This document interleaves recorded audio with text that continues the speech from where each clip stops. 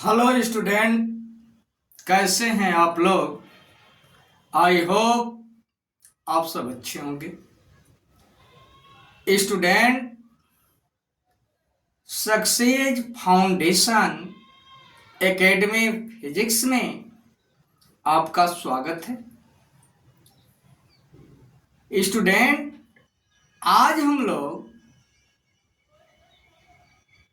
एक इम्पॉर्टेंट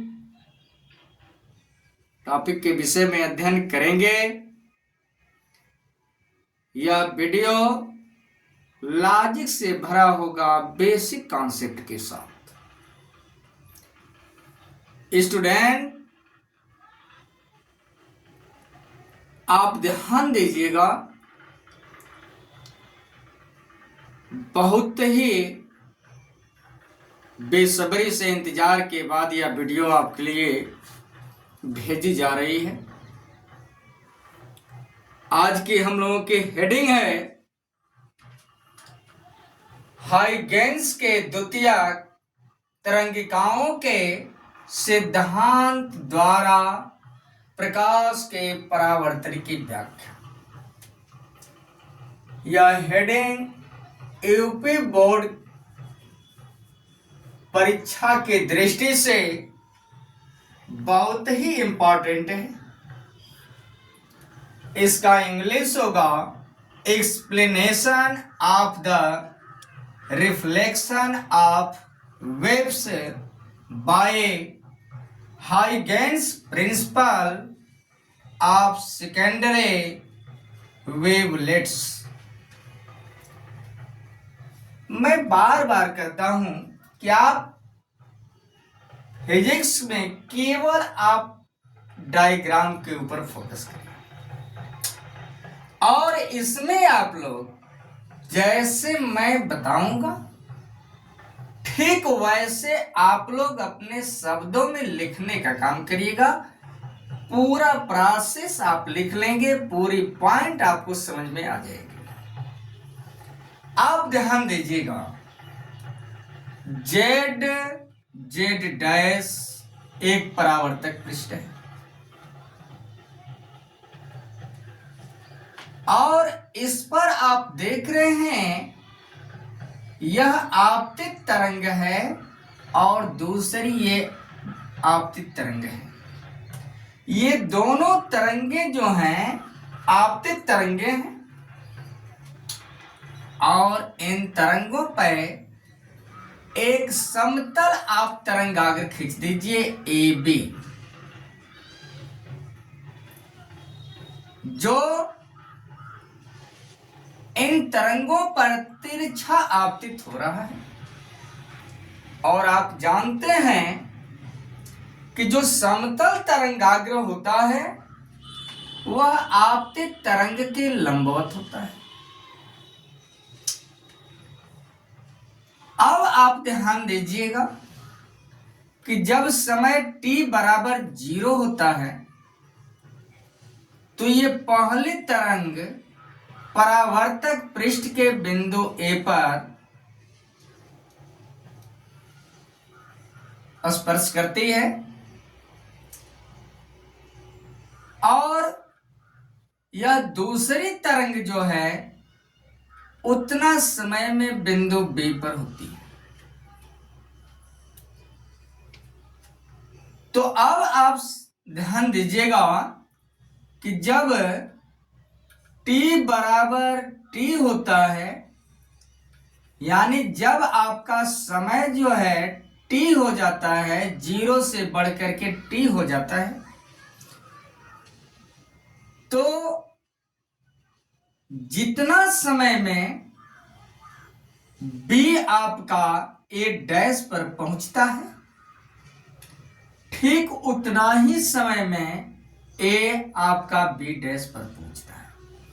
क्योंकि इस माध्यम में आप मानकर चलिएगा तरंग की चाल कितनी है, V है।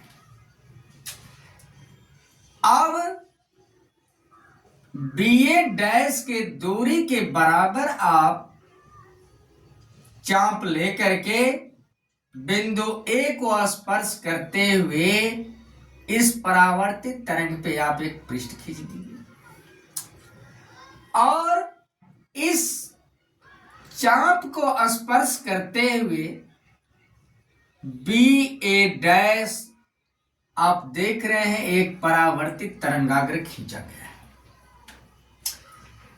आप जानते हैं कि अभिलंब और आपतित तरंग के बीच बनने वाला कोण आपतन कोण,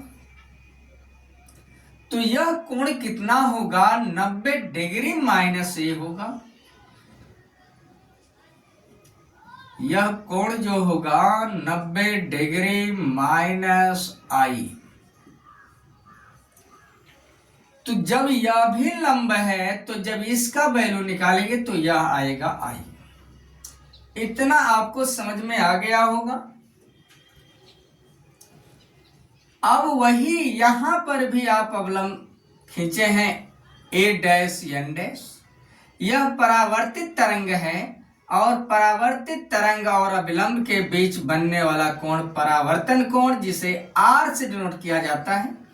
और यह एंगल जो होगा वह होगा 90 डिग्री माइनस आर।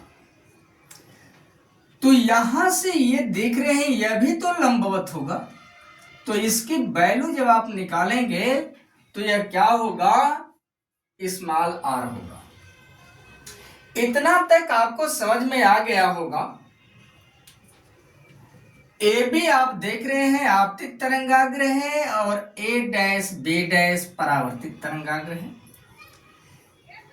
जैसे जैसे आपतित तरंगाग्र ए बी आगे बढ़ेगा वह ए और ए डैश के सभी बिंदुओं पर स्पर्श करते हुए आगे बढ़ेगा और परावर्तन का नियम आपको पता है कि आपतन कोण परावर्तन कोण के बराबर होता है। और दूसरा रूल है आपतित किरण, परावर्तित किरण तथा आपतन बिंदु पर अभिलंब तीनों एक ही तल में होते हैं। तो आप ध्यान दीजिए कि जितना समय में बी ए डैश पर पहुंचता है उतना ही समय में ए कहां पहुंचता है? बी डैश पर। तो हम लोग निकाल लें। यहां पे लिख लीजिएगा माध्यम में तरंग की चाल भी है। माध्यम में तरंग के चाल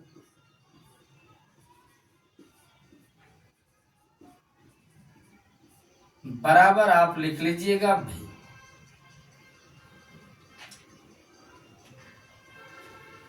माना स्मॉल टी समय में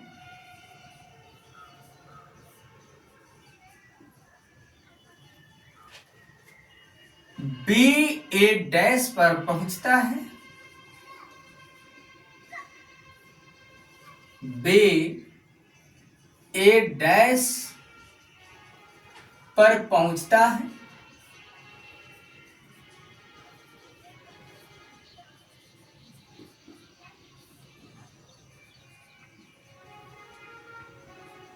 ठीक उतना ही समय में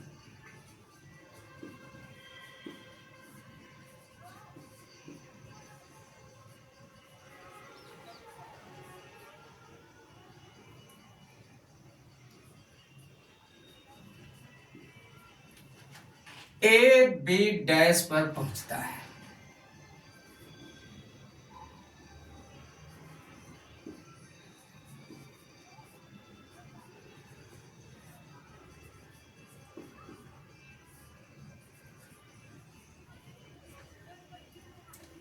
यहां तक आपको समझ में आ गया होगा।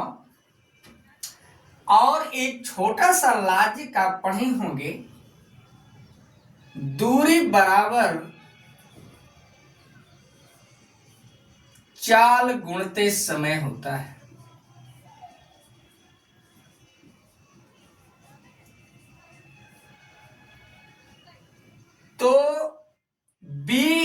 डैश यह भी दूरी है, तो बी ए डैश बराबर ए बी डैश, क्योंकि ये दोनों समान दूरी तय कर रहे हैं,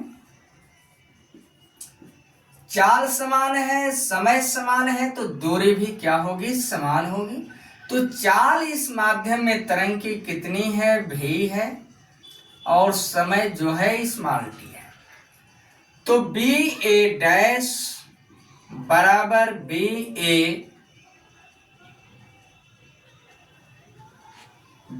ए डैश बराबर ए बी डैश। यहां सुधार लीजिए, आप मिस्टेक हो चुका है। बी ए डैश बराबर होगा ए बी डैश, तो ए बी डैश बराबर हो जाएगा भेटी। यहां तक आपको समझ में आ गया होगा, आप नोट कर लीजिए। इसके बाद आप लोग आगे बढ़िए।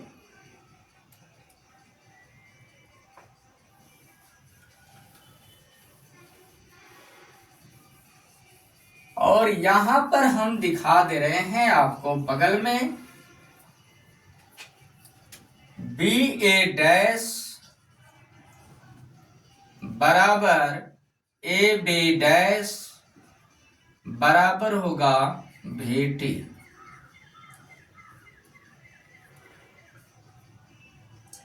ये आप नोट कर लीजिए। अब ध्यान दीजिए, दो त्रिभुज आप लीजिए। त्रिभुज ए बी ए डैश में, त्रिभुज ए बी ए डैश में कोण बी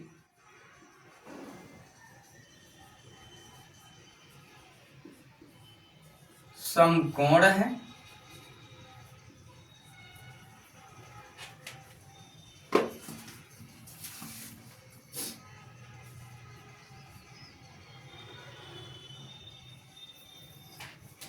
तो साइन आई बराबर,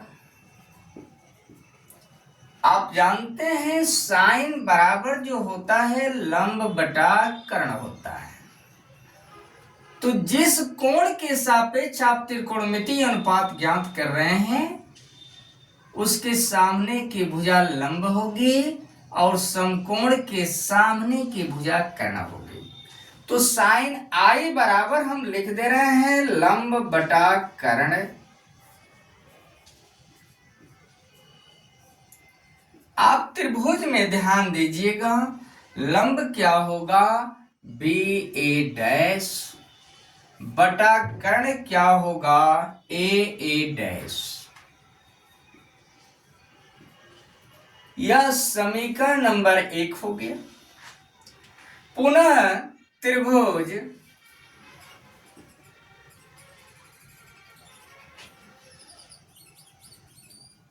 ए बी डैश ए डैश में, A B dash A dash में कोण बी डैश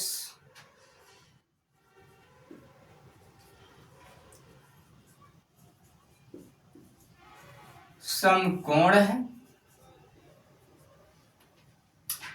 इसलिए साइन आर बराबर, ये देखिए यही कोण आपका आर है, इसके सामने की भुजा लंब होगी और समकोण के सामने की भुजा कर्ण होगी। तो साइन आर बराबर लंब क्या होगा, A B,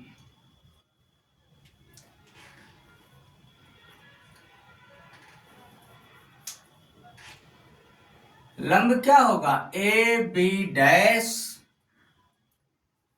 A B dash बटा में ए डैश। यह हो गया समीकरण 2।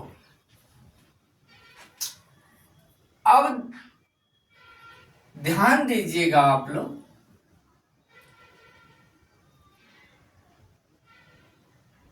यहां पे न हो तो आप थोड़ा सा वैल्यू लिखने का काम कर दीजिएगा। समीकरण 1 पर बी ए डैश की वैल्यू कितनी है, बेटी है,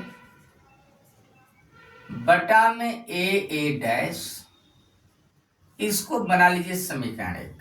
और वही काम यहां पे आप रख दीजिए, ए बी डैश, ये भी वैल्यू किसके बराबर है, बेटी के बराबर है, बटा में ए डैश। अब ये हो गया समीकरण नंबर 2। समीकरण 1 और 2 से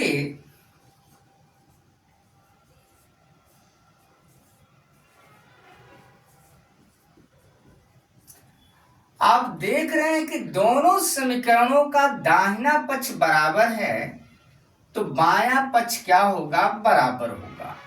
तो साइन आई बराबर साइन आर implies that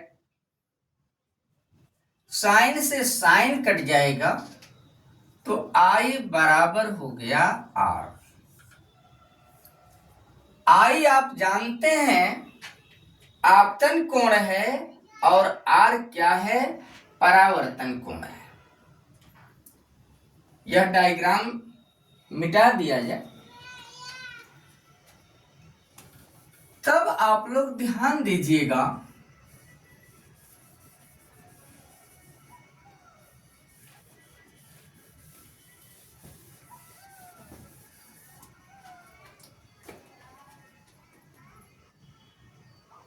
अतः आपतन कोण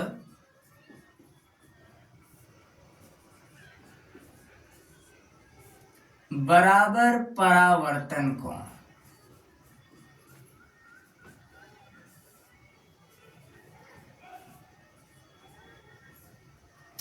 यह जो आप देख रहे हैं, ये प्रकाश के परावर्तन का दूसरा नियम है।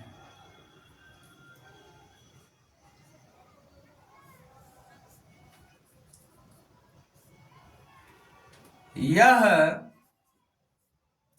प्रकाश के परावर्तन का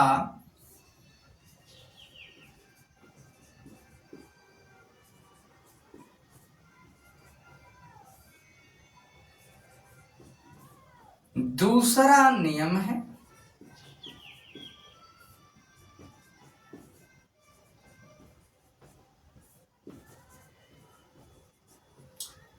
और पहला नियम आप डायग्राम में देखे हैं कि आपतित तरंग, परावर्तित तरंग तथा आपतन बिंदु पर अभिलंब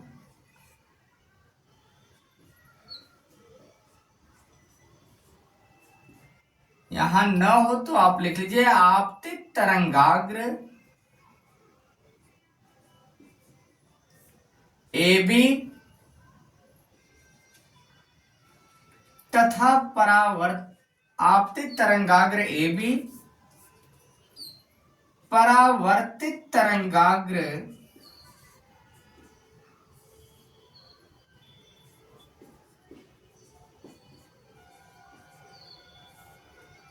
ए डैश बी डैश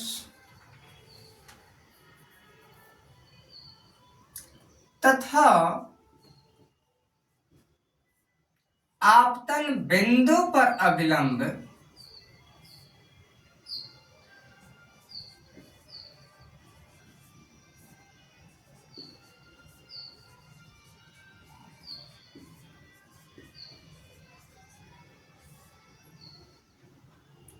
सभी एक ही पृष्ठ में पर हैं, सभी एक ही पृष्ठ पर हैं। और इस प्रकार से आपने देखा हाइगेन्स के द्वितीयक तरंगिकाओं के सिद्धांत के आधार पर प्रकाश के परावर्तन की व्याख्या आप नोट कर लीजिएगा।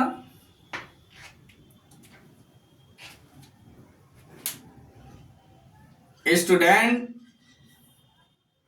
आपसे नम्र निवेदन है कि यदि आप चैनल पर नए हैं तो चैनल को सब्सक्राइब करिए, लाइक करिए और एक प्यारा सा कमेंट आप जरूर लिखिए ताकि उससे हमको ऊर्जा मिलेगी और इससे बेटर वीडियो सिंपल लैंग्वेज में आपके पास भेजने का मैं प्रयास करूंगा।